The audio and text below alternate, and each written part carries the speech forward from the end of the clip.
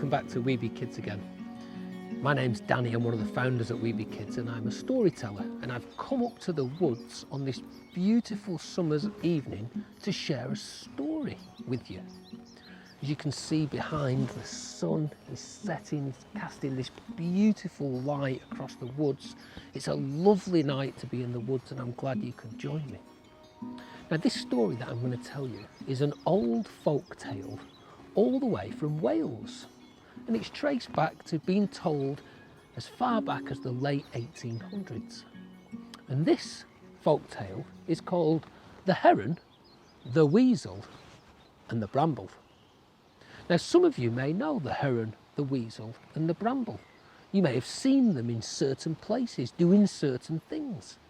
Well, this story is going to explain to you why certain things are and how it came to be. So a long time ago, so far back it was before books were written. And before books were written, people used to learn things through story. They would tell each other about their days. They would share wisdom about the animals and the trees. But before that time, long ago, it wasn't just the humans that spoke. You see, there was a time when the animals would speak and they would walk around and they would do many things which today we only consider things for humans. And in this story, the heron, the weasel and the bramble had all come together to work and build a farm. They worked hard all day, all night, through the seasons, turning the soil, planting the seeds, harvesting the grain.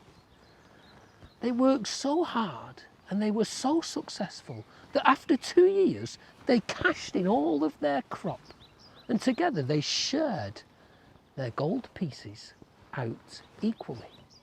And they bid each other farewell and off they went. Now the heron put all of its gold pieces into a beautiful silver purse, and it wore this purse along its long neck.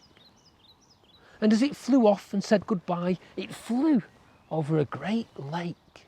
And as it flew over a great lake, it tilted its head to look down at its own reflection in the water. But as it tilted its head, the silver purse slipped along its long neck, came tumbling through the air and splash, landed down deep in the water. The heron turned, swooped and landed, and with its long legs it began to stride and step, looking its head down to the water, always looking for its silver purse. And that is how we find it today, scouring the edge of the water, beak down, eyes fixed, searching for that little bit of gold. Now the weasel was very smart. The weasel decided that he would invest all of its gold pieces into more and more seed. So the weasel went off and he bought bags and bags of seed, and the weasel carried them, and wherever it went it began to plant. But after the second day of planting, the weasel fell asleep absolutely exhausted. And when it woke up the next day, the bags were completely empty. All of the mice and the rats and the voles and the moles had eaten all of that seed. The weasel was so angry. It ran off through the fields, looking for the mice and the rats and the moles and the voles, and still to this day it is searching for them. And when it finds them, it is so angry it gobbles them up. Now the bramble, well, the bramble kept its gold pieces very safe, until one day when a weary traveller came up along the path where the bramble was. And the traveller looked tired and hungry, and the bramble called out. He said, "Travelling man, you look so tired and hungry."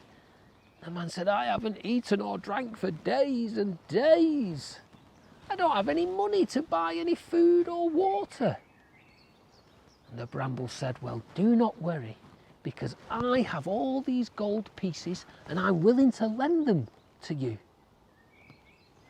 And the man reached down and took the gold and thanked the bramble and skipped off on his way. And the bramble waited and waited and waited. But the man never returned to pay the gold pieces back. And that is why today Bramble searches along lanes and through woodlands, always looking for that man. And as you walk past, you will notice that Bramble will always reach out and with its thorns, it will grab onto you, always wondering if you're the one, always wanting to get its gold pieces back. And that is how the heron became a seeker, the weasel became a hunter, and the bramble became a searcher. And I hope you enjoyed that little folk tale. A nice one all the way from Wales. I love stories that teach us about the way things are. And what I'd say is next time you're out, keep your eye out for a heron. See if you think this is a true story. Is it really looking for that silver purse? So thanks for stopping by at Wee Bee Kids, and we hope to see you again sometime soon. Bye.